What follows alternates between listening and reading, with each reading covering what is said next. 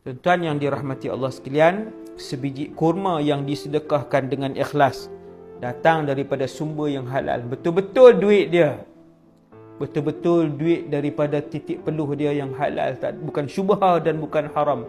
Nabi kata Allah tolong jaga sedekah tu daripada kecil ni sehingga menjadi sebuah gunung yang besar.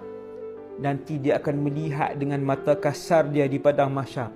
Seperti mana tuan-tuan tengok pada malam ni, tuan-tuan tengok saya, tuan-tuan tengok handphone tuan-tuan, tuan-tuan tengok kipas yang sedang berpusing di dalam bilik tuan-tuan, di ruang tamu rumah tuan-tuan.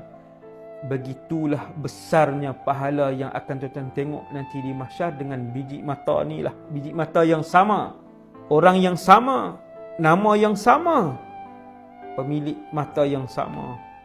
Kita akan tengok. Kita tanya, wahai Allah, pahala ni mai mana? Saya tak pernah buat pun dulu. Allah Ta'ala kata, ya, bahkan kamu buat. Dahulu kamu pernah bagi sekian-sekian. Aku telah jaga benda ni. Pelaburan ini di sisi Allah. Nah, jangan melabur untuk nama, jangan bersedekah untuk orang puji. Dan bersedekahlah sehabis mampu untuk tak ada seorang pun yang tahu, termasuk suami dan isteri kita.